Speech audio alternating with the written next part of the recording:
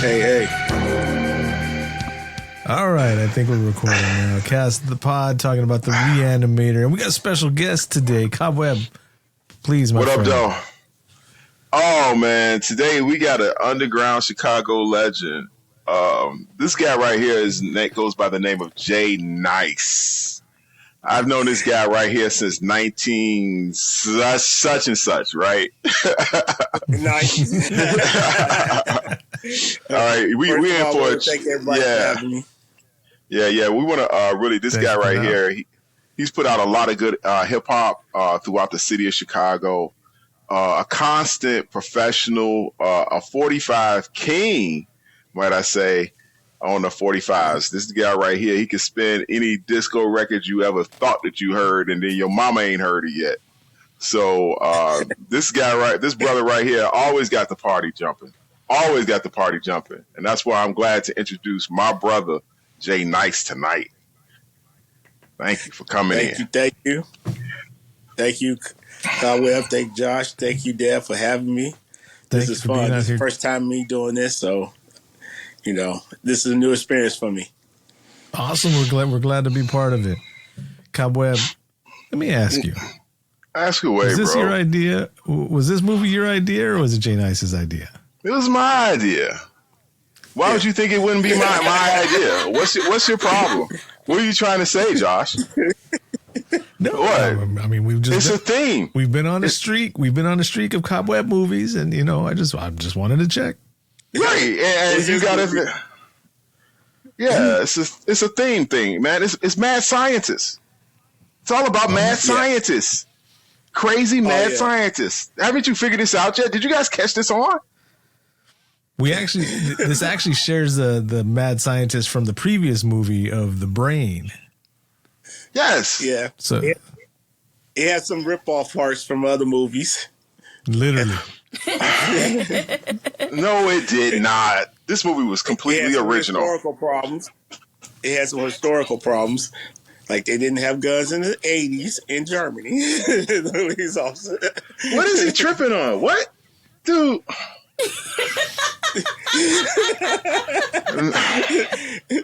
He already the nut hut. Josh. Before we do anything else, can you do me a favor? I think I know where you're going. Can you hit the intro, please? Warning. This podcast is about the horror genre, specifically horror films. As most horror movies are filled with coarse language, violence, and/or gore, the topics and language of the cast of the pod will also reflect the genre. If you have any issues with the aforementioned warnings, please press stop. However, if you have no issue with adult language, movie violence, or the accoutrement that accompanies horror films, please feel free to continue. You have been warned. All right, one more time back into the podcast, 1985's Reanimator. We got our special guest, Jay Nice, here. Cobweb's right there in the center. Myself and Deborah over here. You can hit us up at Cast of the Pod. Cobweb's at Cobweb411. And Jay Nice, do you have a handle online that you go by? The real _J_Nice on Instagram. Awesome. Is that Fife? Yeah, that's Fife. He's mad already. Man, I'm seriously. It's probably something to do with Amaria. She's always doing something. Oh, it's the delivery guy. I mean, let me tell you something though. I ain't gonna front on you none at all, man. That black ice is a motherfucker, bro.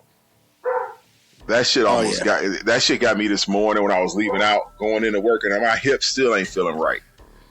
You know what I'm saying? Man, do y'all get that down in Texas? Oh yeah. Oh yeah. And it's worse down here in Texas because we rarely get it. We rarely get it. We got like 3 weeks out of the year where it drops down in the single digits and sometimes below. And I was gonna say though, did you see St. Louis, that fire truck in St. Louis that hit the ice?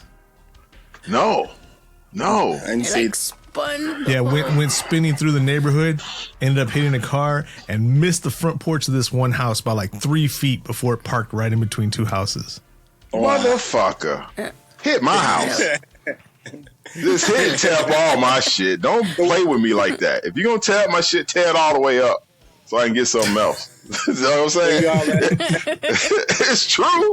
You know what I'm saying? That's why I be like tripping why people will actually be like, if they got insurance on their car and somebody tries to jack their car, they just don't give them the goddamn keys.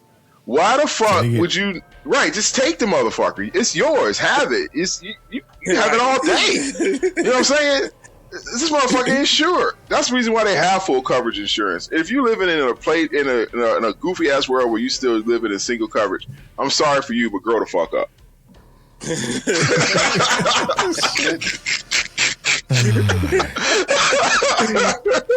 Oh shit! You crazy, man.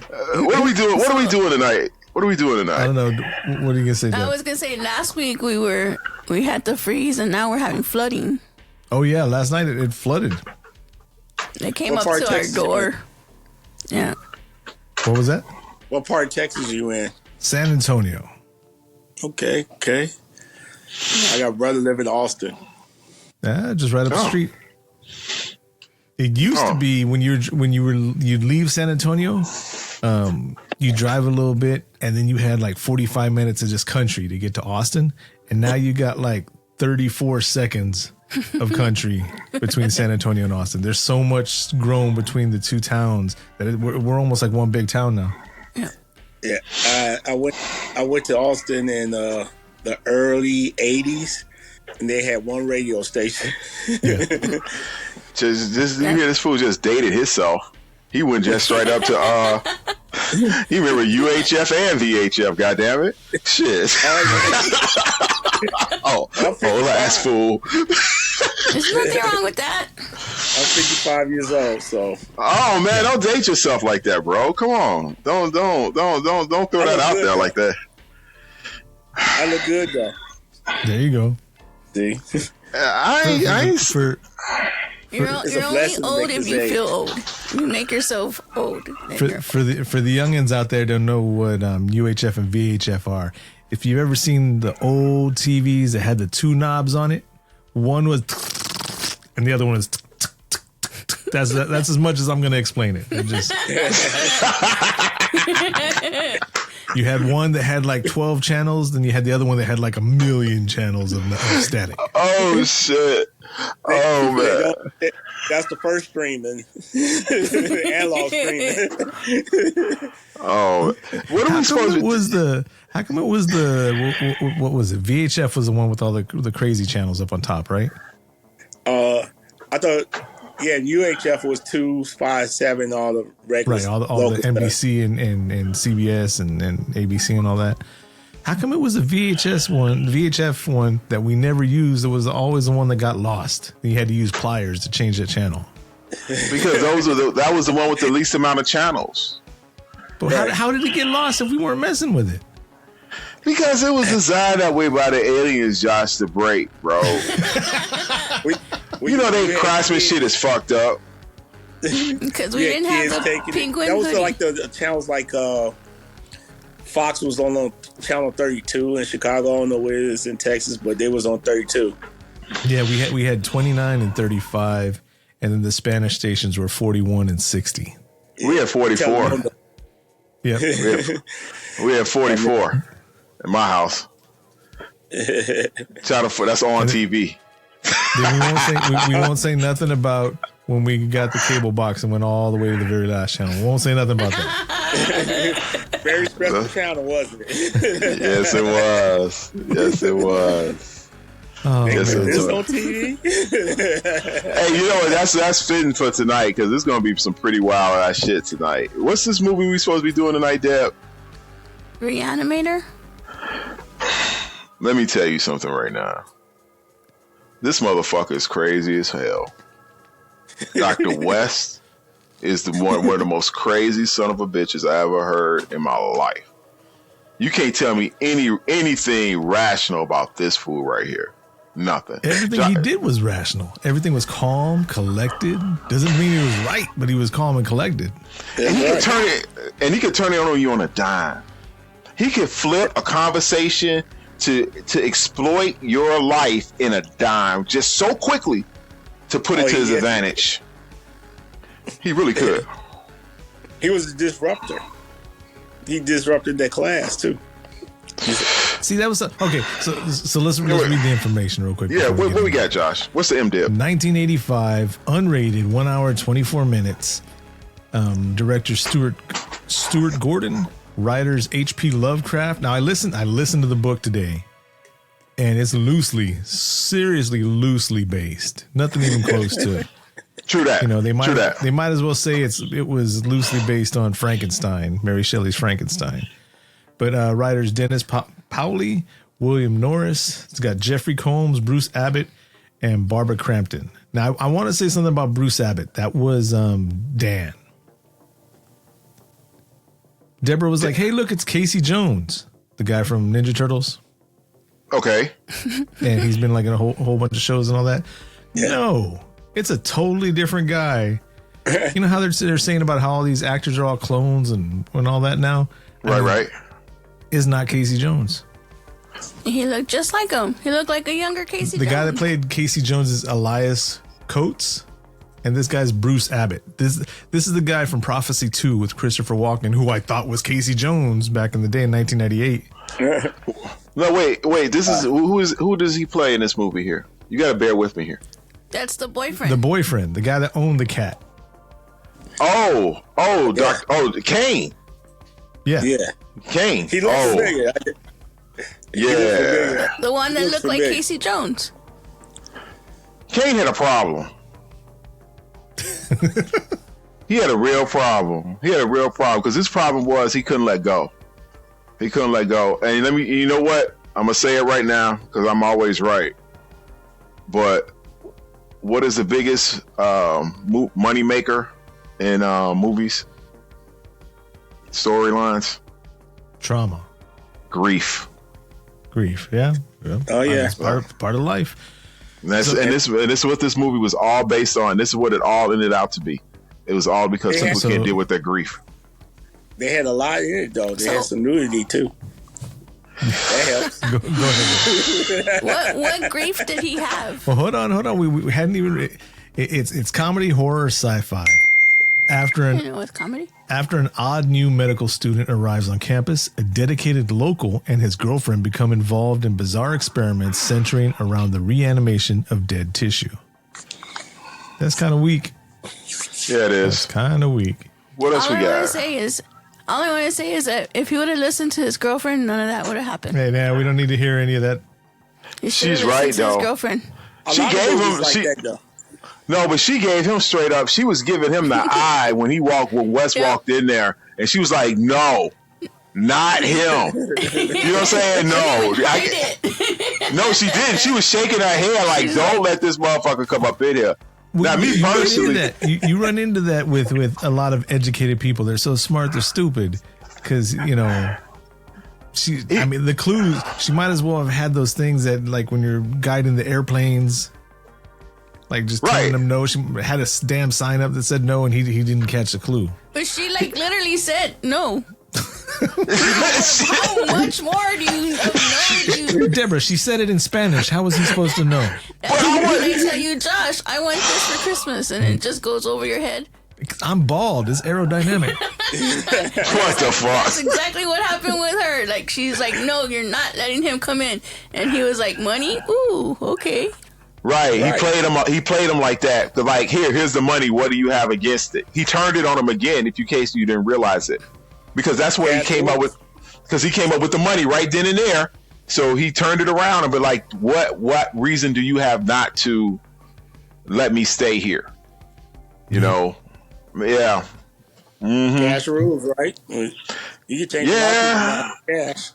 I don't think I would have let him stay. It depends. Yeah, I don't think so. I don't think so. Not if my woman was like tripping like that and shit. Because she said, "Don't let that motherfucker come up in here." Mm-hmm. Yeah. And then he got mad at her when she was in there She went into the room. Well, before we even got to that part, you see that he's in Germany when the regular police aren't going to have guns. Like Jay has pointed out, which is true, especially around that time. And he's there with Hans Gruber, and Hans dies. They catch him with the empty syringe. Hans pops back up, and they squeeze his eyes out. Did you notice the name Hans Gruber's the same name as the bad guy from Die Hard? Die Hard 1? Yes, it is. Oh, that's why it sounded so familiar when you kept saying it. I was like, why does that sound so fucking familiar? Okay. Well, there you go. So next thing you know, he's in America, and he's a student trying to get in at this college. I can't even pronounce the name of the college. It's all crazy. And he's over there telling the main guy at the college, "Yeah, your stuff's it's remedial. It's almost what did he tell him? You're almost you could be accused of plagiarism." Yeah, he could. Where I'm from. He did. So Kane hears all this stuff that he's talking, all this mess that he's talking, and that just shows you how this character is. Because even without the clues from the girlfriend, he should have been like, "Man, I don't need this mess at my house." Because he's already against everybody that's in charge here at school. He already said that he was going to fail him. I mean, how you going to come to what's the point of coming back to the goddamn class, motherfucker? Shit. He just said, don't enjoy failing your ass. Shit. What the fuck? He's got fun doing it. Yeah. So you might as well drop that shit. Goddamn. Every movie is a decision. So if they made the right decision, that movie would have been very short. Oh yeah. Oh yeah. This motherfucker would have been over real quick. Right. No way. Kick him out of school. It would have been over. Let me tell you something. That motherfucker would have got in the house because they was at, man, please. He wouldn't even got in the crib. That's it. You come over at the wrong time anyway. That goes back to that old Eddie Murphy bit when he was talking about if he would have been in Amityville, that would have been like the shortest movie ever. Yeah, true that. When he was talking about, look how great this house is. We're close to the school. We're getting a good price on it. Get out. Too bad we can't stay. That motherfucker for real. Fucking Wes, he just had that crazy look in his eye all the goddamn time. Like and it was intense. What? Not like him. Okay, with the stuff I didn't like in this movie and with the stuff I did like in this movie, I'll tell you what's going to stick with me. I thought I had seen this movie a long time ago, but I've only seen little bits here and there. You know, but us sitting down and watching the whole thing, I'll tell you one of my favorite parts of the whole movie. What is it? When the professor's there talking, and I only have chopsticks, I don't have any pencils around, and he sits there and he goes, and he breaks a pencil and stops the whole thing. And then he's talking, and like 15 seconds later, here comes another pencil. Just breaks the silence each time. I suggest you get yourself a pen next time, Mr. West. But did that have any other type of meaning or anything like that I would have missed? Or I mean, was that a sign or nothing? Or is it just him being an asshole? I think it was just him being an asshole. Yeah, it was just West being an asshole. I mean, honestly, what? I'm getting a lot of texts. Oh, I hear like a beeping or something like that in my headphone. I'm sorry. Yeah, you gotta turn that off, man. Those are thoughts you should not be thinking, Cobweb. I'm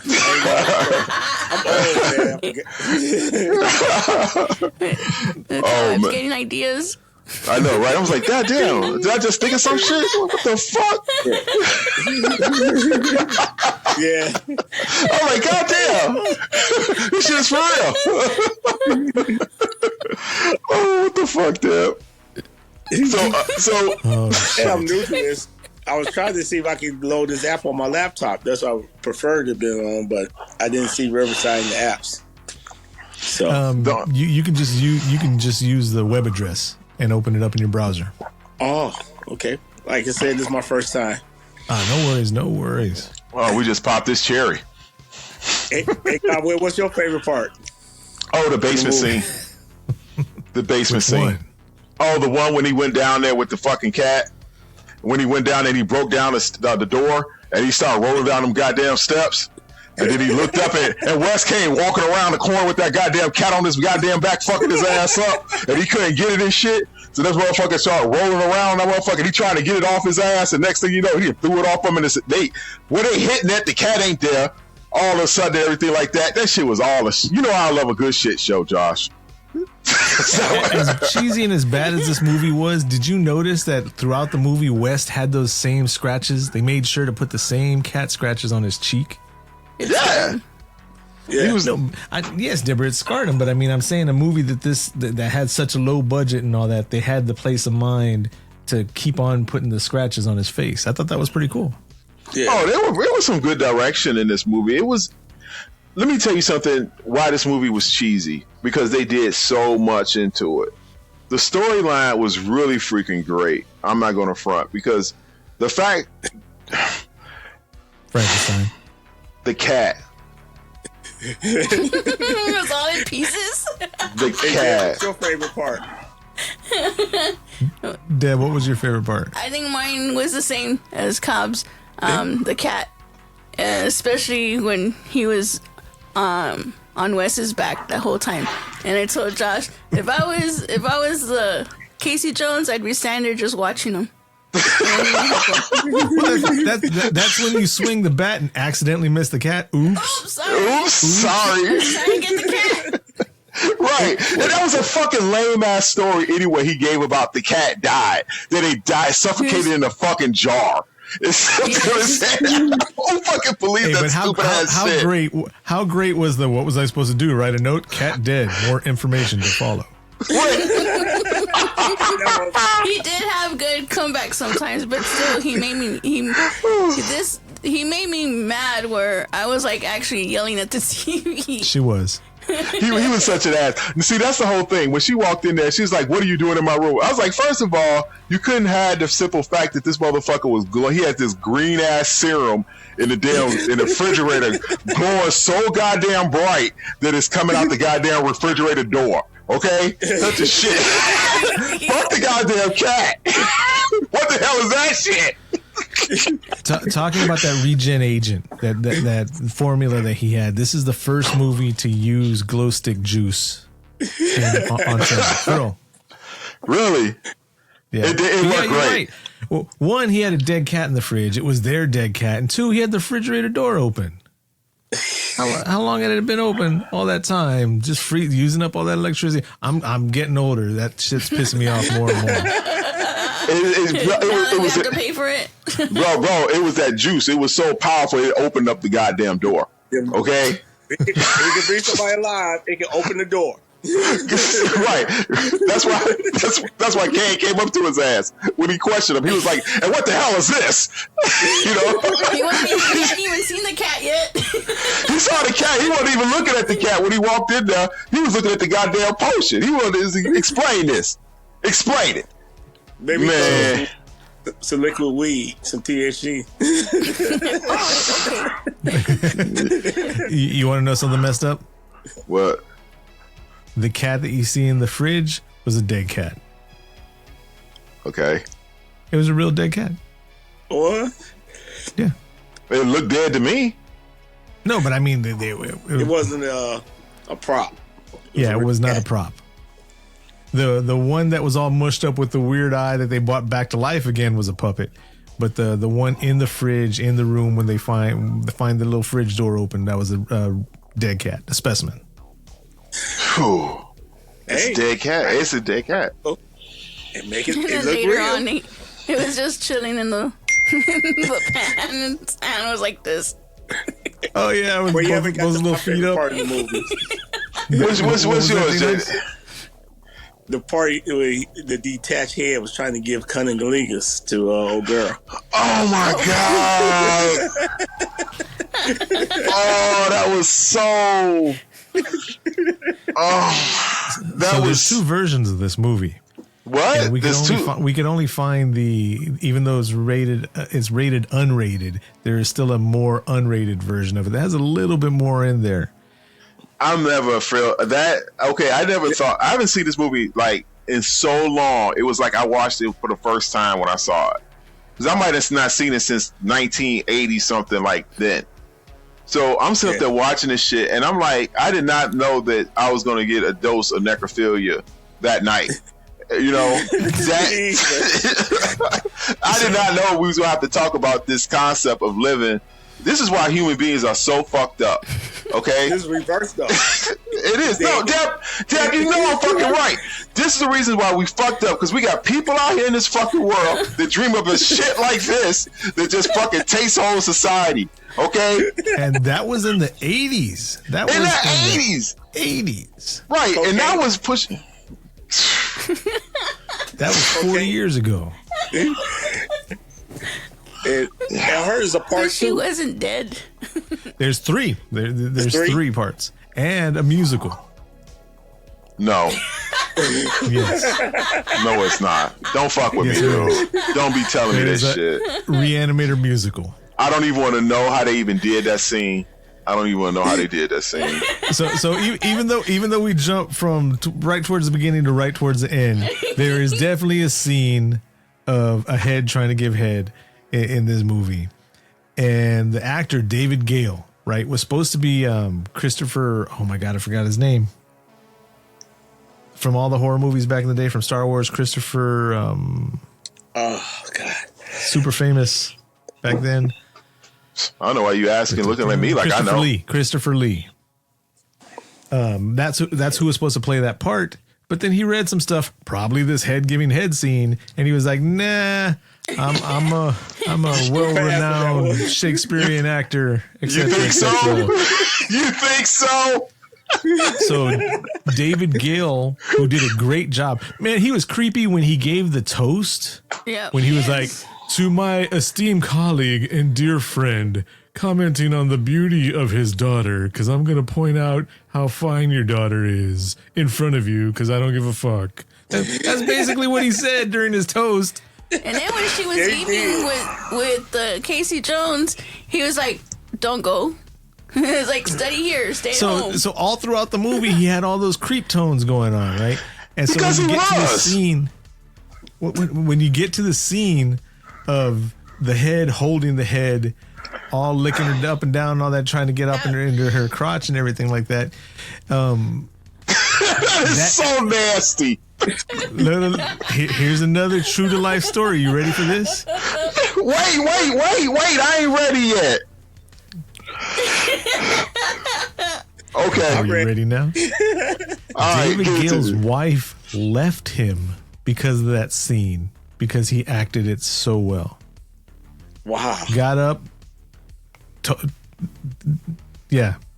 the filming and all that. Yeah, didn't come home. Done. Because of that scene. Wow.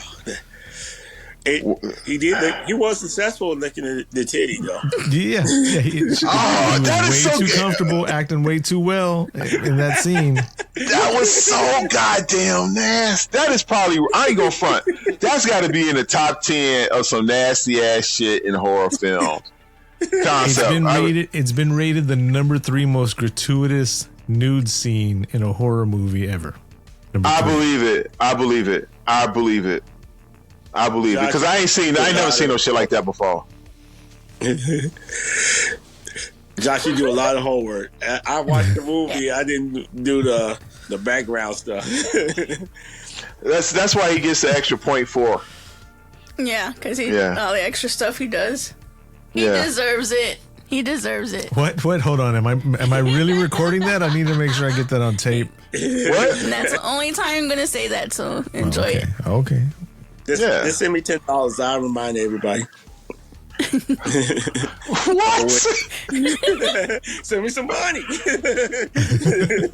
In case you didn't record, I'll repeat it. This fool. Oh, I can get some Chick-fil-A with $10. I'm eating cheap. So another thing about that nude scene, because honestly, the cat in the nude scene is what most people talk about when they talk about this movie. This cult classic that it is. Barbara Crampton, she came out and said that all the nudity in the movie and all that, she knew. That they told her ahead of time. It wasn't one of these things where they get into a contract and they film so much and then the director's like, "Hey, you need to do this," or and they're all in the surprise. everything she did, she knew ahead of time, and she said it. Now, while it wasn't in good taste, it was important to the story. Yeah. So she was down. Yeah. Yeah. Yeah. I thought that other scene was pretty dope too. That one, was it the whole thing when her father got killed? What happened? What about it? That was pretty dope. The morgue scene. Oh. Yeah. Oh, when he was alive and got killed. Yeah. The zombie. There's zombies, right? Yep. That's another bit of trivia. The zombie that killed her dad. That was Arnold Schwarzenegger's buddy and stand-in body double. I could see that. It did seem kind of like Schwarzenegger a little bit. You know what I'm saying? The body type and everything. Yeah. He was got swole. That shit was crazy, dude. Let me tell you something else about that scene that was really fucked up. There was way too much dick in this movie. I didn't pay attention.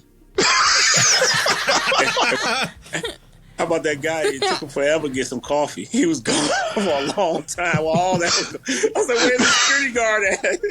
That security guard, when they came in there and they tried to explain to him what happened to the body and shit like that, how did the doctor get killed and everything, he just turned around, I'm calling the police. He just turned around and left. He said, I ain't paid enough for this. This shit. Fuck y'all white people on this bullshit story y'all tried to get me ass on. I don't get paid enough for this motherfucker, okay? Because he whooped that motherfucker. Zombie whooped his goddamn ass. He beat the shit out of his ass. He ate off his goddamn fingers. He threw his ass up against the wall. And I don't even understand. When he came through him on the door, he smashed him with the door, right?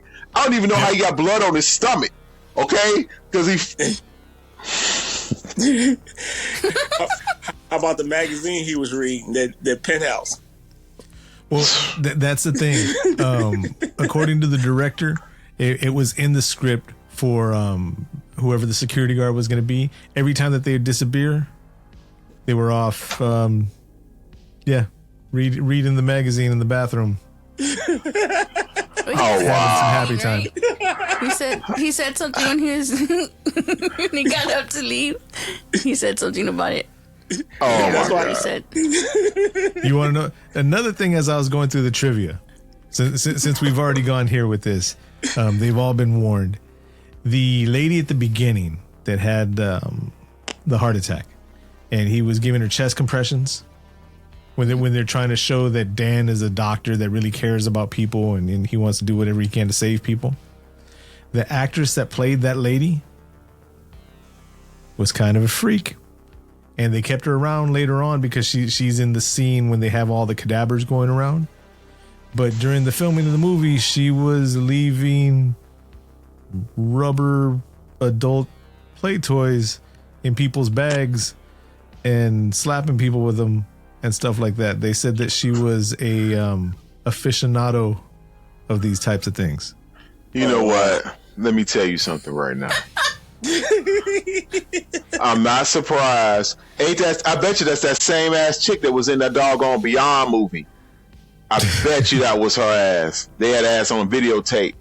Cause she fucking was nuts as hell, dude. Come on, bro. She got off on that shit. And this is I don't know, it's the first movie, but I never seen the movie where they actually show the like when you see them do those shock treatments to try to revive her, they didn't really show the breast. And she was just laying there. So I was like, that's kind of odd. I've never really seen a movie like that. You know, they kind of cut away. They kind of not show that in most movies. Yeah, that was a small hint of what was going to come out during this movie. But why did they keep her around? Well, because she was one of the bodies in the morgue at the end of the movie. All this happened within a few days. Oh yeah, didn't you say it? And she agreed to be naked. That's the only reason why. Yeah, she did come. Wow, I bet you she did. You know, coming into this, I didn't know. Still got it. I do say though, the movie. I'm looking at the film and the lighting. that was good. The cinematography was good, but the story, It's a modern day well, not modern now, but modern then Frankenstein. I'm okay with it. It's just they went edgy and think about up until this point where boundaries have to be pushed and where we're at now in the world. It's like how far are the boundaries that they got to push to break what they had broke back then. It's kind of scary. That's more scary than anything in this movie, in my opinion. Yeah. I thought it was I thought it was really intense. The story to me, it was because of Dr. West, of his intensity level, but the story was really gripping to me, honestly, tell the truth. I was sucked in from the get-go. I don't know if it was the Big Stick bourbon that I was drinking, but that shit. Jay Nice, did he tell you about that Big Stick bourbon? Oh, no, he didn't tell me about it yet. He told me, hey, I got this bourbon. It's called Big Stick Bourbon. And I was like, all right, I'm going to avoid any jokes about that right now. Just leave that alone. And then he tells me about 20 minutes later, there's an actual stick in here. I'm like, oh, cool. Is it oak or is it cinnamon? And then he sends me pictures of the bottle all the way around, right? And then I'm like, oh, it's oak. And he tells me, he says, did you research it? You did that quick. On the front of the bottle, it says oak. That's not my fault, Josh. You should. Is it reading fundamental, right? That's not my fault. I didn't catch on. Right. I didn't know. I was not my fault. I wasn't paying attention when I bought it. It was on sale. And I was like, hey, it was $50 on regular price, and it was like on sale for like $30. So I was like, that's $20 off.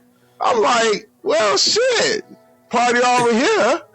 And you got to enjoy some of it before you read it, yeah. Right, and I didn't research it. Okay, I didn't research it. Okay, I'll be honest, I didn't.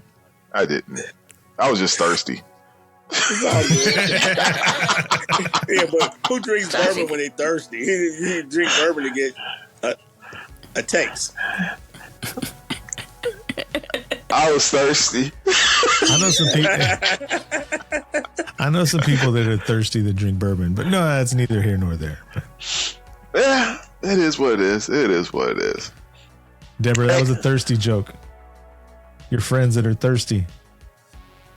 I don't get it. Deborah's got some friends that. Hey, I gotta tell you something that happened to me. My brother was living with me, and I was cutting the grass, and it was real hot outside.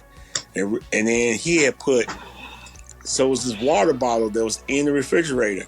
And I opened it up and drank it down real fast. It was Bombay gin. And I almost drunk almost half of the water bottle. And he just laughing because I almost threw it because I drank it down so fast. Needless to say, I didn't cut the rest of the grass either. I was going to say that'll wake you up and knock you out at the same time. God damn. What's your brother doing with that much liquor? Why did he have it in a water bottle? Because he had took it to the park early the day before. So you can't have a glass bottle at the park. So he poured it in a water bottle. Okay. That makes sense. He said, you didn't break the seal. The seal was already broke. Why did you drink it? I said, I thought it was water still. So that taught me a lesson, huh? Obviously, ladies and gentlemen, this is the reason why they tell you, when you go to college, don't leave your cups around and stuff like that.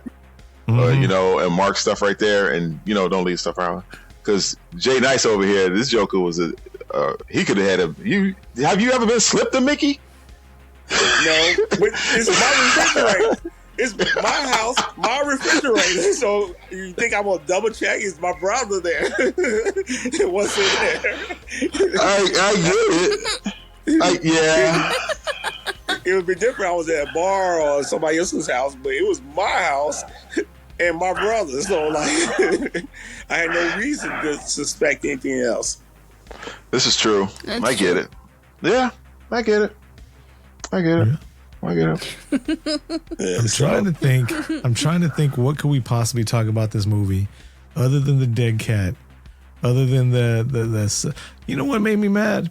And bringing up the German police had guns when they shouldn't have had guns. I'm glad you brought that up, Jay Nice, because there was something that made me mad, and Deborah was like, "It's a movie, you got to let it go." And I'm like, the fact that his head was tore off. Oh yeah. And then it's all like, "You will," sounding all breathy and all that. He can't talk because he doesn't have any lungs. But if you're gonna make him talk, at least let him talk normal. Yeah. But they're trying to make it like he's breathing like this. He's not breathing at all. How about that part where they poured the blood in the pan with his head? Oh. Yes. That was dope, bro. That was hardcore. Don't you be fronting on that, Josh. That whole thing with him and that pencil, he was popping upside the head to see when he was going to wake up and shit, get his ass opened up. I would have been like, oh, shit, this is where we going tonight. I don't remember that. Yeah. They poured the blood. They took it. When he went to the university, he got his blood. Well, yeah, I remember him pouring the blood in the tray, but I don't remember a pencil. Yeah. Started looking less dead, like he wasn't as pale, like he revived a little bit. Yeah, that's why when he first did it, when he first put it in there, because Wes, he's always going to take notes and everything. You know what I'm saying? You always got to have the recorder going because everything's an experiment with him. Everything. You know what else made me mad? What? Oh, go ahead. I'm sorry, bro. I said because old dude was on that bullshit. You know what I'm saying? Trying to take Wes' serum and stuff like that and acted like it was his because he was a plagiarist, just like Wes said. Wes said that he was a plagiarist, and that's exactly what he was. See, so does that make Wes a good guy or a bad guy? No, he's not fucking a bad guy. Good guy. No, all he's trying crazy. to do is beat death. That's all he's trying to do. Yeah, he's a mad scientist, y'all. But he's not a bad he a nut guy. though. Yes, definitely. So this is the other scene that made me mad. And it brings back Mace. Mace is the name of the security guard, played by Jerry Black.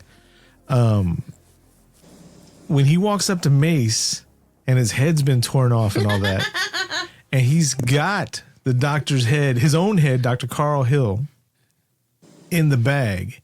Then he's got that fake head up on top. With the mask. And then he's like, "Dr. Hill, is that you?" And then through the bag, "Yes, it's me. Open the door." That was hilarious. Why the fuck didn't he just put his real head on his body and hold it however he held that fake head up there? And then he could have seen where he was walking. Because it wouldn't have been funny, Josh. It wouldn't have been funny. That shit was funny. That was hilarious. It would have been hilarious if the body turned real quick and the head didn't. And he's like, "Turn me around, you idiot." And he's like, just, oh my gosh. The security guard never heard him. Because he was looking at the titty magazine. I don't know. Yeah. He's supposed to be securing the morgue. Who's gonna steal dead bodies? Exactly, like he said earlier in the movie. I don't know why they lock stuff around here. It's not like anybody's trying to break in or anybody's trying to break out. And this then is true. What happened.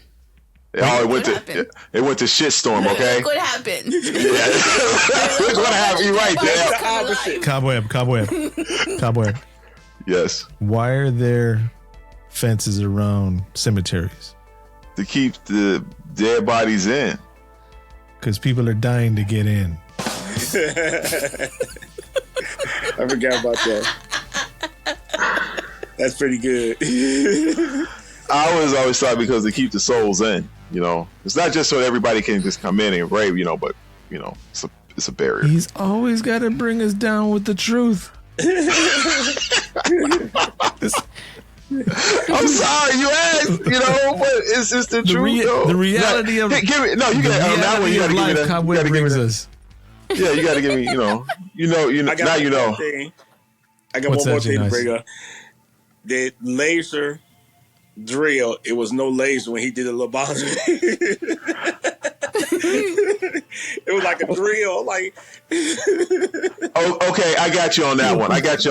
Why the fuck did she sign those goddamn papers for him to do whatever he wanted to do with her father, and then he go sit up there and say, "I'm going to take care of his treatment."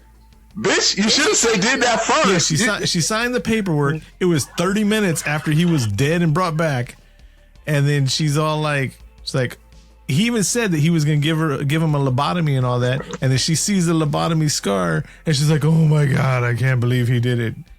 He just told you. Right. But Jay Nice is right. On that drill, I guess they had like some. Y'all remember those trees? Those trees. It had like a gold base, and then they were just like clear, like threads, and you turned it on, and the tips of it would light up. Yeah. And the fiber optic trees. Fiber optic trees. Yep.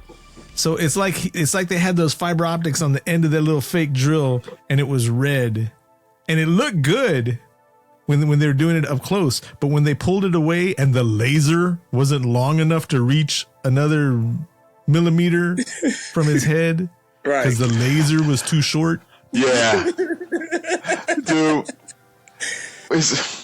that whole thing with her and that paperwork, that bothered me. How stupid she was.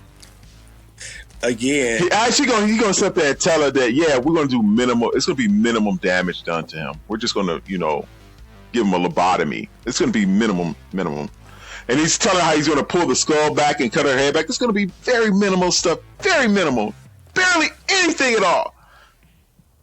And she was like, "Sure." Well, he said exploratory surgery. Yeah, in his brain. Yeah. He was already dead.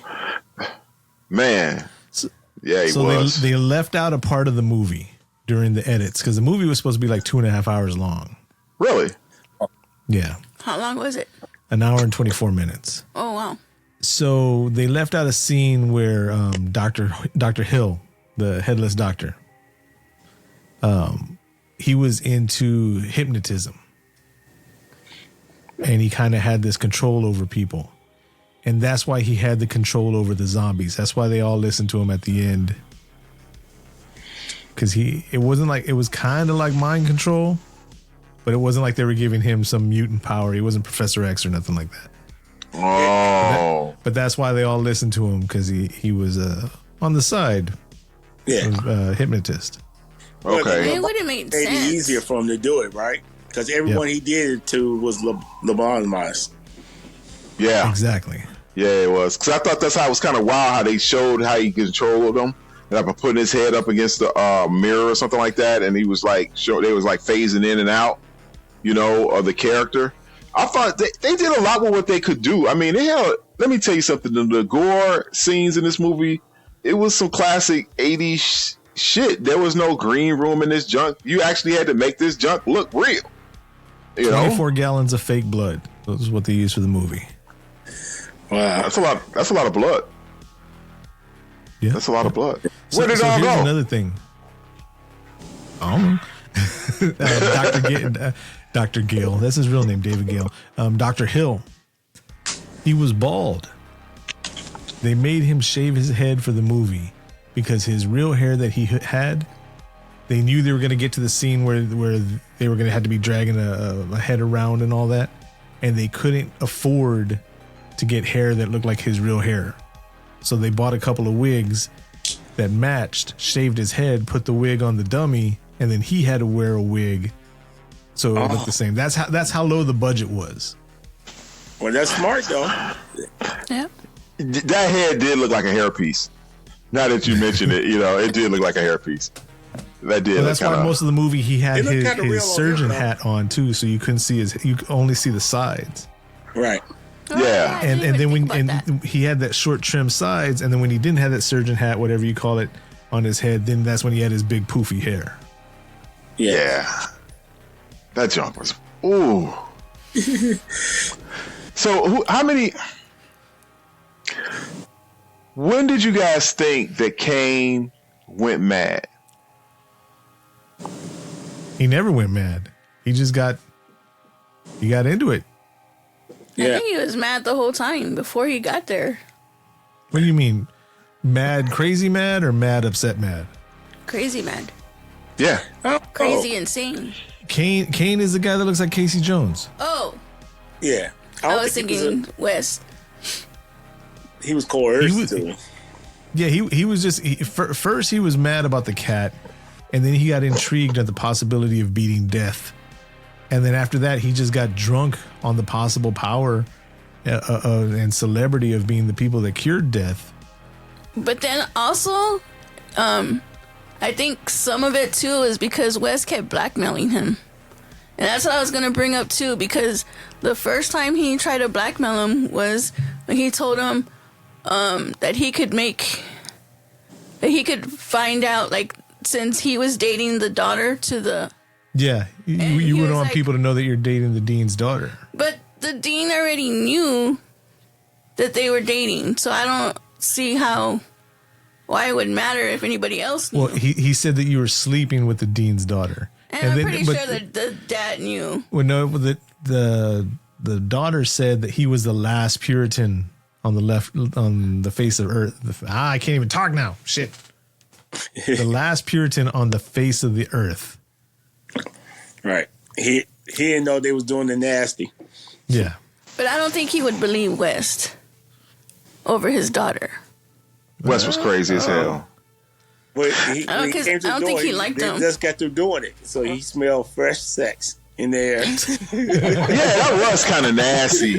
I ain't gonna front. That was kind of nasty. She just got up and just threw up stuff on right after that and just left. I was like, ugh. That's what Deborah said. Yeah. So She, naked. He's like, oh, you know. she was gonna go home and take a shower, and then go to sleep. Go on with her day, night. Yeah, I guess. Deborah said, "It's a wash rag in the." I'd be like, "Hey, it's a wash rag in the. You good?" Deborah said, "When she put her clothes on, I had to." The first time in the history of a husband and wife watching a movie, except husband and wives that are into that type of stuff, but in our relationship, when Deborah's like, rewind it to where she's naked, and I'm like, okay, because she didn't believe that she put her drawers on. And then her bra and her pants and her which one? She's like, well, I saw her. She didn't put her underwear on. I was like, yes, she did. I was like, watch, let's rewind it again. And no wonder you were like, you need me to rewind it one more time? Research. Yeah, research. Let me say, bro. You know, there was when I was watching this movie, right, and there was a scene that got me where I heard like a clip, and I was like, where did I hear it from, right? And it was the scene when he came into the when our father came to the hospital and he was asking where his doctor is Kane in the building, and he was like, you know, that whole scene right there. I was like, where is that from? Because it just kept popping through my head, and I looked it up today, and that was the one sample that I'd never heard of it was off of Big Daddy Kane's album Long Live the Kane, and it was I think it was Long Live the Kane single. It was like a single snippet that they used in the sample right there at the beginning, and I for years I have been trying to figure out where that was from. I didn't know what movie it was from or anything else. And then as soon as I heard that clip right there when I watched that movie that night, I was just like, what the hell? What the hell? It's on the same album as Wild Wild West. I don't know about that. Wow, by Kumo D? I thought we were talking about Big Daddy Kane. Right. Big Daddy Kane didn't know Wild Wild West. Wild Wild West. What the hell are you talking about, dude? Man. Did it with Kumo D. Yes, you're right. Yeah. Oh, man. It's been a long day. Deborah's got me drinking Starbucks. Can't see it. Sugar ain't mixing in my head right. Oh, man. Hey, Jay Knight, so I know I'm straight water, guys. I'm straight water. I did have a shot of Big Stick though earlier when I came home. So you gotta excuse me. But Jay Nice, so you we give a second right here, right quick. So you have a new album out. Is this correct? Was a new record that I'm running this record label called Solistic 360. So I'm the president of vinyl distribution. So it's a new record that I didn't make the music, but I am selling it and also marketing and promoting it. But I do have a new record that I actually sing a little bit, play the tambourine. And the group is called Chicago Funk Band. And so it's 2 remakes of 2 songs, and it's disco. So this is something different. This is like really different from all my hip hop stuff I ever done. And so it's coming out probably in about 2 months. I just finished the cover today. And I'm very excited about it because working with this 360, we have like 5 artists signed to the label. It's really professional. This is really the most professional label I'll probably work with in a long, long time. So nice. I will be working on another hip hop album though, really soon. Oh man, that's Just what's up. Playing. But everything That's that I do is just trying to be. I'm trying to look like Rockefeller. You know, I did the video for the single. I filmed it. I missed the editing the video for it as well. And sales are pretty good. I sell a lot of records in Amsterdam, Japan, Germany. Those, Japan and Germany is my number 1 and number 2 markets. So I had a lot of connects for selling a lot of records over the years. And so every time I send them an email, they're interested. They at least buy 20 or 30 or 40 of them. So that's what I'm talking about. Good stuff.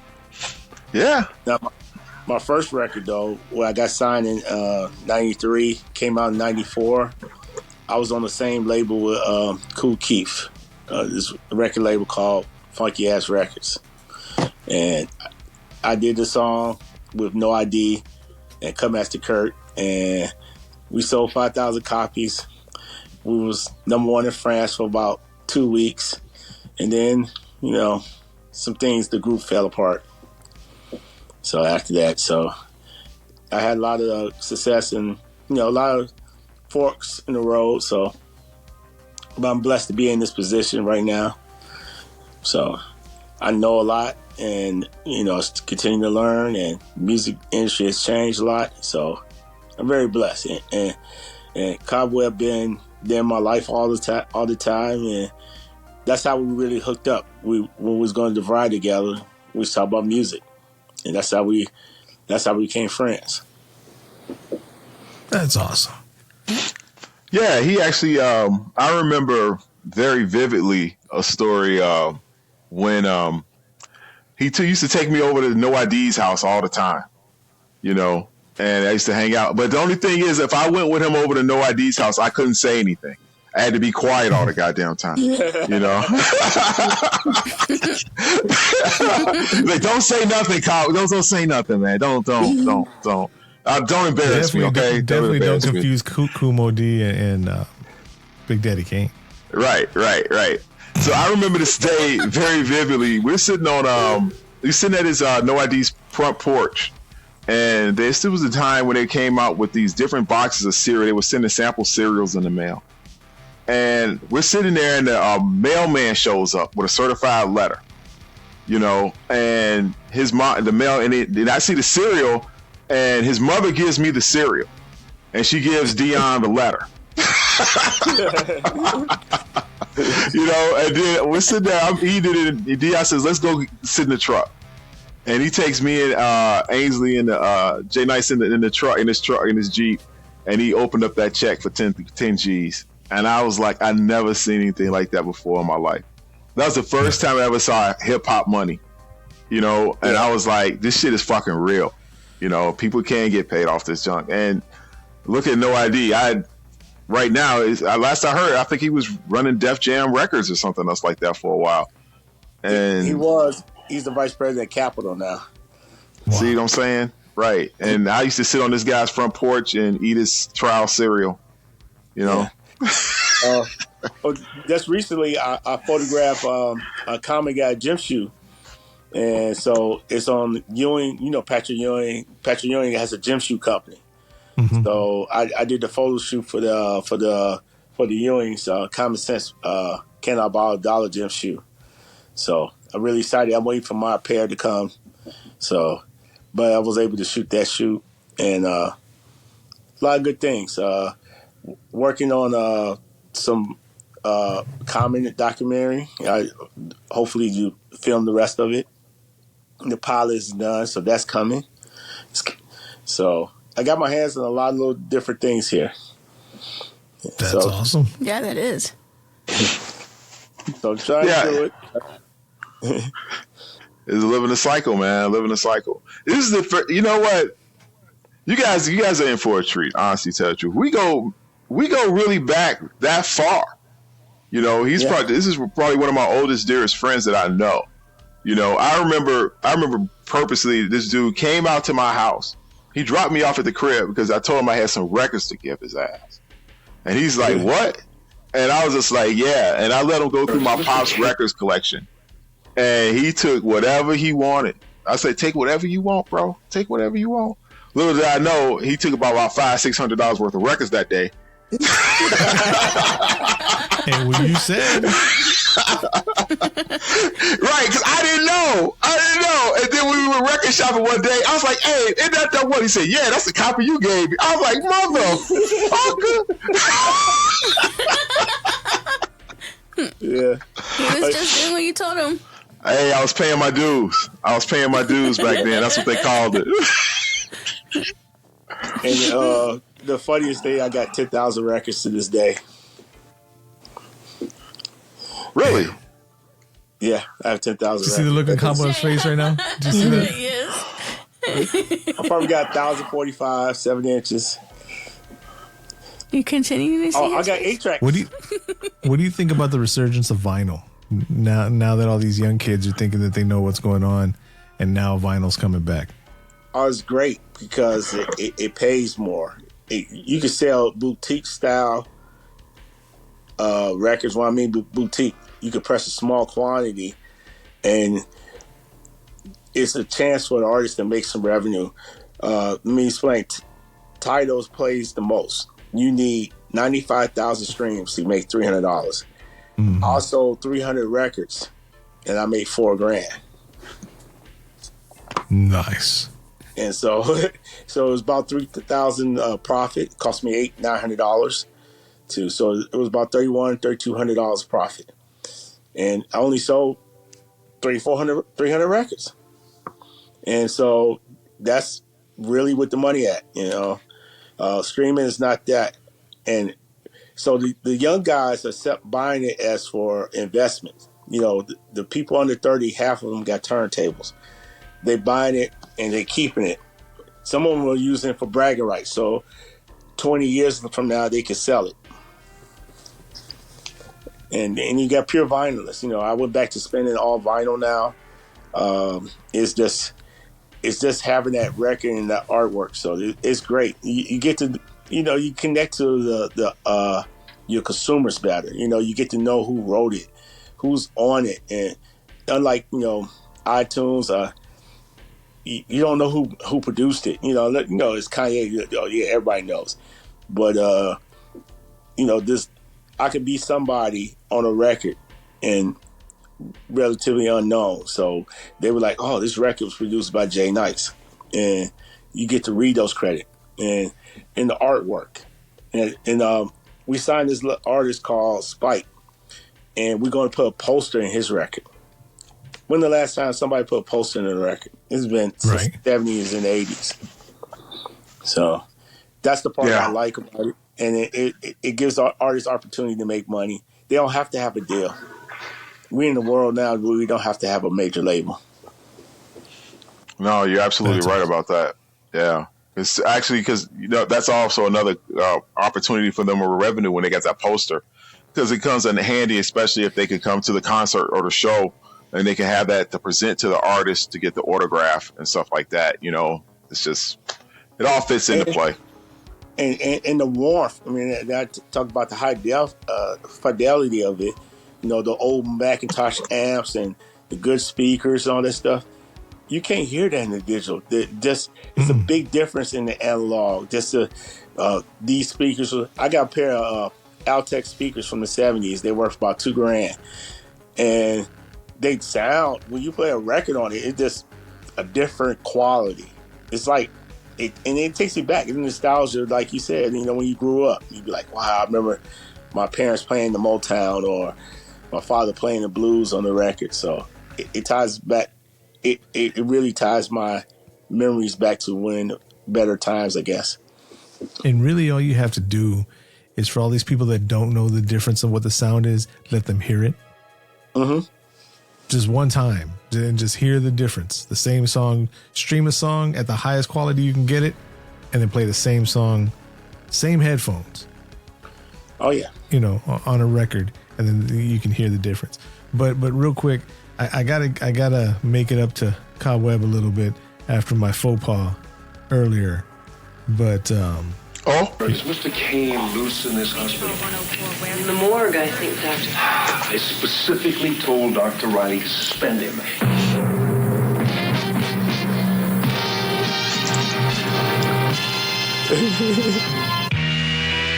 Oh, yeah.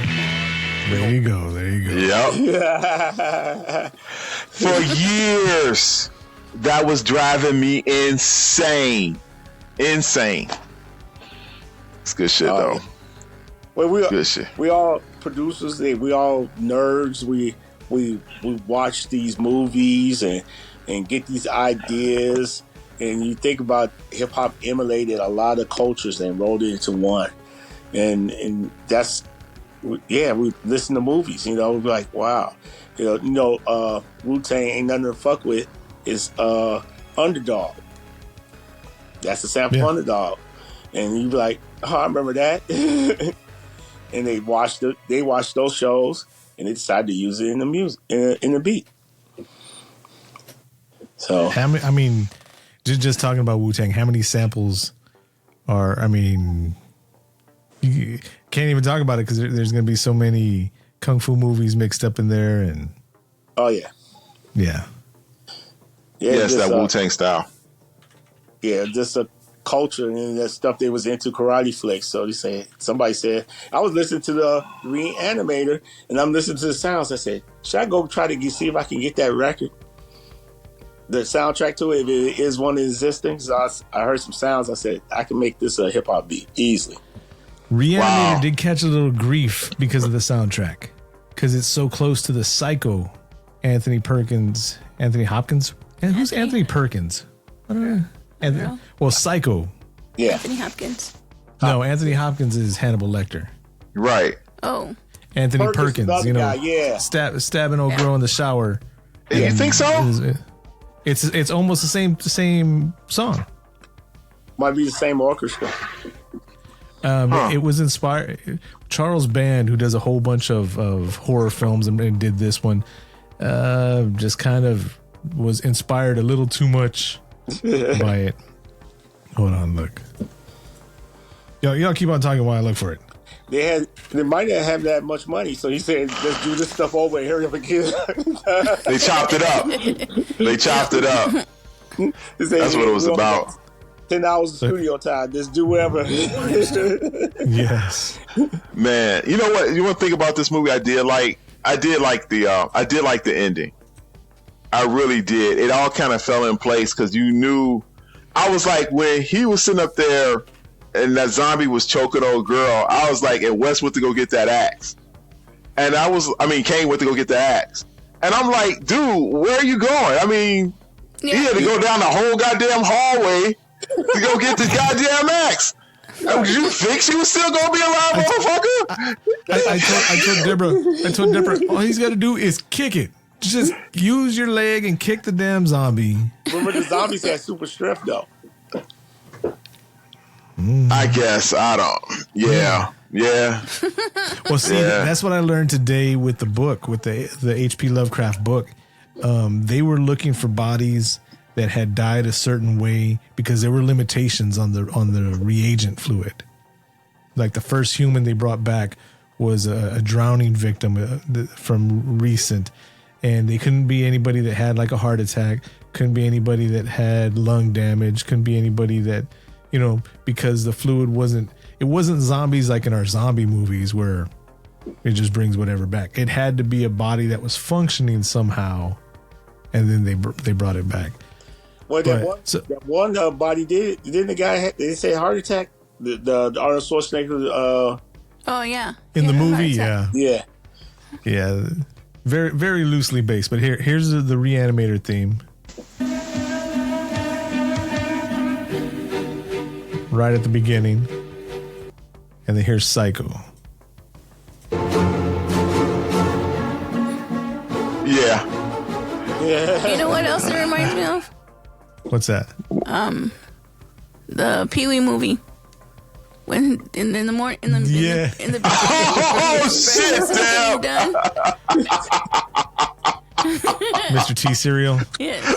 I'll be a fool. Oh man, that's when they dunked his bike. They took the bike in. Oh my god, that was horrible. That was pure horror. Hey, you know what? People can say whatever the fuck they want to say about Pee Wee Herman, but in that movie, right? Right. His bike gets stole. What does he do? He goes straight over to Francis's house and starts drowning that motherfucker. Give me my bike. Give me my bike. He's like, what? He holds his head underwater. Give me my bike. He wasn't playing. Nobody ever talks about how badass Pee Wee is. He just went straight over. He knew who took it. He knew what was up and went and started drowning him. Yeah. I was about to make a break for it. Was running out the door, out the window when they caught his ass. He was like, You gotta love him. You know I don't know where that came about from. Pee Wee Herman. This damn. They fixed one of his movies. They fixed the edit in one of his movies. The when chain? he was on the bike. Yeah, the chain. Yeah, they fixed You that can part. see it on the bottom. Yep. I have it on DVD, and you can see it on the DVD where the chain's coming up through the bottom. But then on the Blu-ray, you can't see that it's coming up. It's like, why? That was a funny part. Why do you have to make this movie super realistic? It's okay. It's Pee Wee. Leaving the chain coming up the bottom of the bike is funny. I mean, it adds to the. Yeah. So the chain part, you can't see the chain part, but you can see him flying in the bike towards the end. Like that's normal for him to be. Let it go, Deb. Flying. See, listen to now where we're we're gonna at get now. another 45 minutes of Deborah talking about Pee Wee's Big Adventure. It's one of my favorite. It's not in the top 10, but it's up there. We're talking about Reanimator. I know.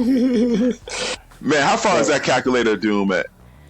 I think it's right around the corner. Have you told Jay Nice about the calculator doom? No, I've not told him about the calculator of doom. Okay. Tell me about There it. it goes. Oh, go ahead. Well, the calculator of doom is the calculator of doom. We're gonna. It's the calculator of doom, man. This is how we It's score Josh this going shit. Doom. Right, and we don't want to scare. I mean, what the fuck, man? What you want to tell him? Kayfabe, Shit, man. he can figure it out. He can figure it out. Goddamn. Nobody knew it was me saying it into a mic, even though we recorded over here. Thanks, Deb. Nobody heard me. I'm just in the background.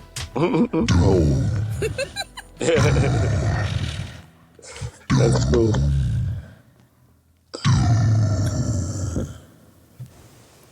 No burp this time.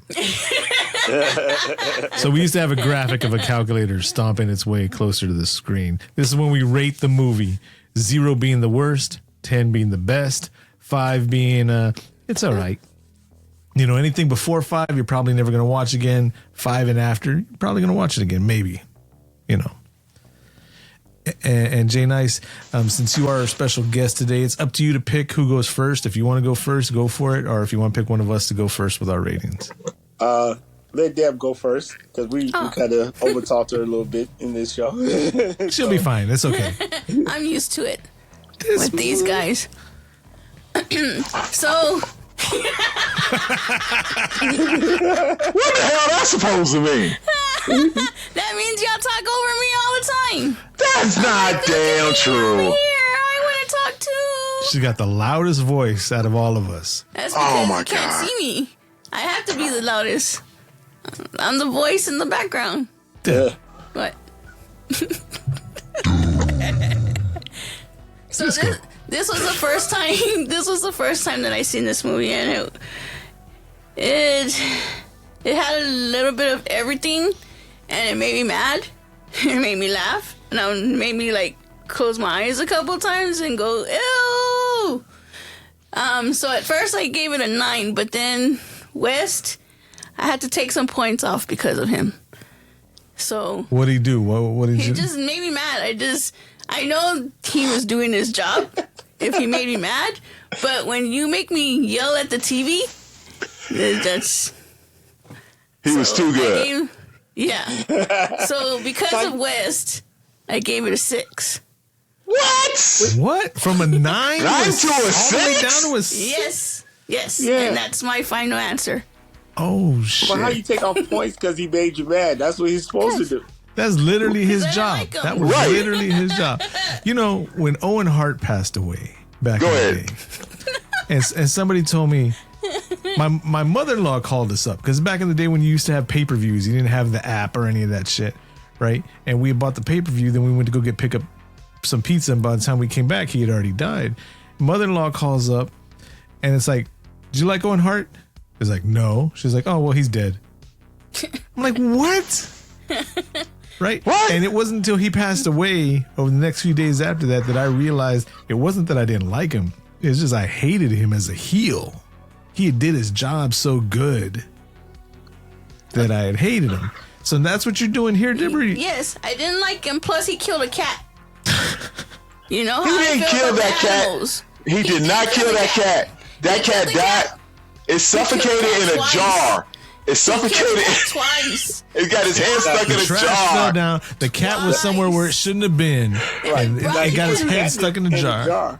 He brought the cat and killed him again. I was mad that the cat couldn't tango. He put the bait in that jar and said, "Here, kitty, kitty, kitty."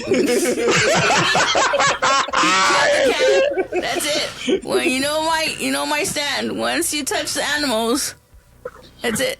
All right. And I gave it a 6. I could have went lower, but I actually did like the movie. But how you I gonna- did like the movie, but Wes killed the cat. I still don't get it from 9 to 6. You took 3 Yeah. points off. Well, I was 2 thinking maybe an points. 8 or a 7.5 or something No. like that. Right. 2 points because he made me mad, and then an extra point because he killed the cat twice. She's like, this movie is perfect. It's got everything. I give it a 10 plus, but the main bad guy in the movie did bad stuff, so I'm gonna give it a 1. Okay, 7. No. Don't. No. You gave it. You gave it what you gave it. You already said it. It's too late. All right. That's it, Deb. And a 6 it is. The purpose of horror movies is to do the inappropriate stuff. That's the base of the movie. It's very inappropriate. You'll be like, "Yeah, I killed a cat and brought it back to life." He killed it twice. I don't understand. I don't You understand. I don't don't need understand. It's my How you gonna opinion. play crazy and get mad because he played crazy well? Exactly. I don't I'm mad understand. because he did his job. I don't understand. I'm confused. It's okay. Jay Nice, who goes next? Who goes next? All right.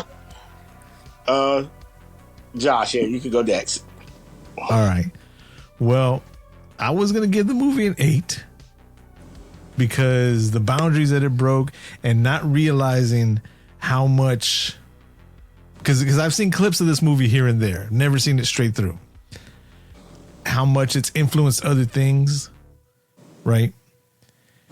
And then Cobweb brought up the sample that I didn't think about. Deb brought up the cat that was going on. And I mean, just this whole conversation we had about it, I'm still gonna give it an 8. And it I mean, considering it was 1985, it was a nice pair of boobs. Yeah. Yeah. Yeah, The one in Yeah. the beginning? No And you got BBLs. Tush too. You got Tush too. yeah. And no BBLs. Hey, you got Bush. When Yeah, everything was real. you got Bush. You got Bush.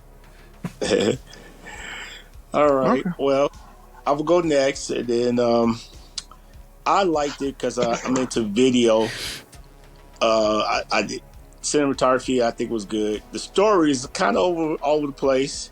Some of the special effects was kind of cheesy. Some of the lines, some of the acting was cheesy. So but it had some funny parts. You know, I have a sick sense of humor, so I give it an 8 because it's just, you know, I put it in the time frame of 1985. I wouldn't compare it to a movie in 2024. So to me, it was pretty good. It was entertaining. I have to say that. So I give it an 8. I'm glad you brought that up because Deb and I had that conversation yesterday evening. That on Cast of the Pod, are we going to start rating the movies on what we would have given it then, taking into consideration when a movie came out? Because we go from movies that are just came out last month to movies that came out 40 years ago, 50 years ago. You know, and I'm glad you said that. Yes, we do have to take that into consideration. This came out in 1985. And real quick before Mr. Webb comes out and we get the total for this, I just remembered as you were saying the effects and the gore, it always gets to me in these movies when they use that ragu spaghetti sauce and it just slowly comes out of the mouth. Yes. On any of these types of movies, I love it. It just just hits me wrong. Just again, it's doing what it's supposed to do, Josh. Exactly. Mr. Webb. I like this movie a lot. Like I said, I didn't remember watching it too much back in 19 such and such, you know, because I probably only saw it once, like on a VHS or something else like that, and that was it. Rented it, so it was like a new movie to me as well. I love the ending, how it ended, you know, with his girlfriend dying, and he's got the serum, and you see it as they go to black. You just see the serum green glowing, being injected into her. You know, and she starts screaming, and you just know, you know, I gave this movie a 10. Damn. A 10. I'm not gonna front. The Reanimator, it had, like Deb said, it had everything in it. Honestly, tell the truth, it was a classic 1980s cult classic movie. It had the gore, it had the suspense, the intensity about it. I don't think this movie lacked it. If you really thought, like, what would be a classic 80s horror movie, you know, that would have enveloped every essence of it, this would be it. This would be like, you consider like the Beat Street of horror, you know? And it went into that concept of like, dude, we had necromancers.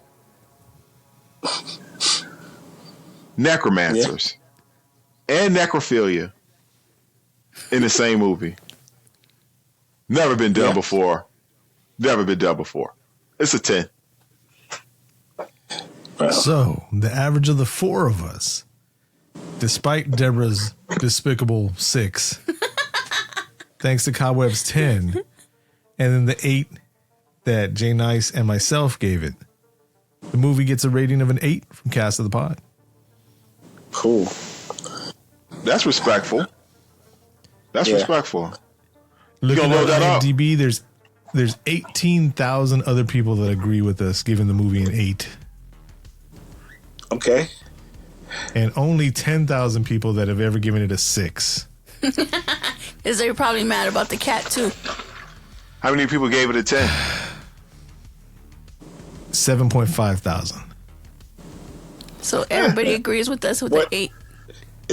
It's kind of hard for me to give him a 10 because, like, movies like Exorcist was that's a 10.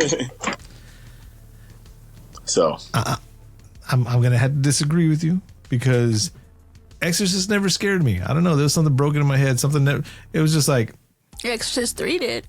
Exorcist 3 scared the shit out of me. We won't even get into that. And that's the lamest one. How is that? That's the lamest one. Well, it's that because one scene when it cuts the head off of the nurse. Well, just the thing will just. It's because when we watched it, like Josh said, what happened afterwards to us. We lived with a curandera at that time. Do you know what that is? There's a witch doctor. Oh wow! And so we had to go do some witch doctor shit that same very night. Dude, did he have like chicken feet in y'all fridge at times and shit? She had chicken feet? Yes. Lots of chicken feet? Yeah. Not lots, but some. Some? And she put something inside of. Don't even say it. I wouldn't eat shit in that. No. How did y'all do? Why did you? It was enough to scare the shit out of me in Exorcist 3. Enough said, bro. I just don't even know how you even.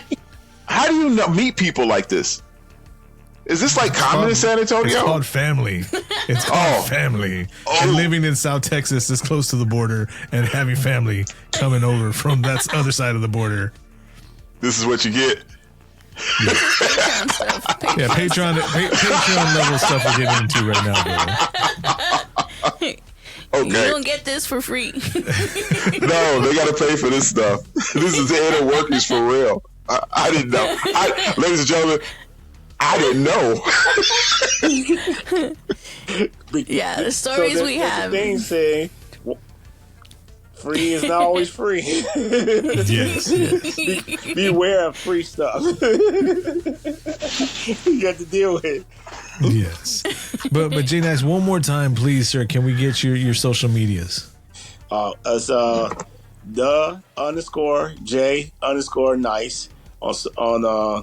on Instagram. Also, they can get in touch with me at Solistic360 on Instagram.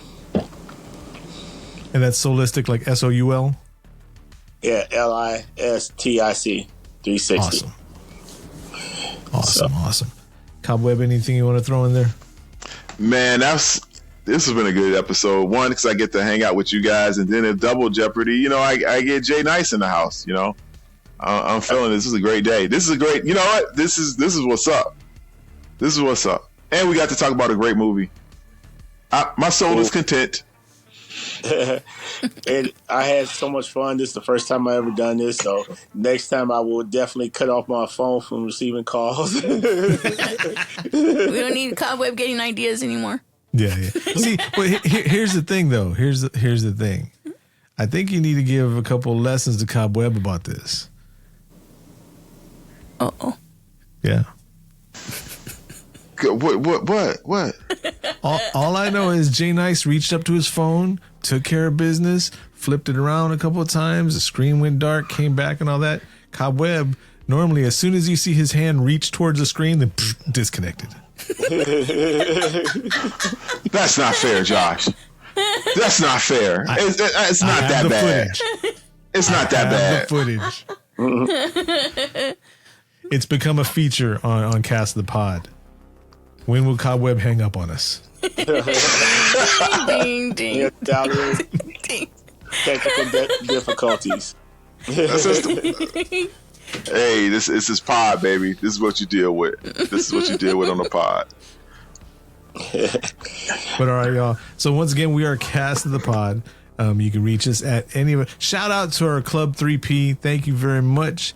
And as always, to anybody listening to, especially if you've made it all the way almost an hour and a half into this, you know, we talk about sometimes donating your money on Patreon and stuff like that. But the simple fact that you shared your precious time with us, that's more than we can ask for. So thanks for listening. And until next time, I'm Josh. I'm Cobweb. Jay Nice. I'm dead. Jay Nice. Sorry.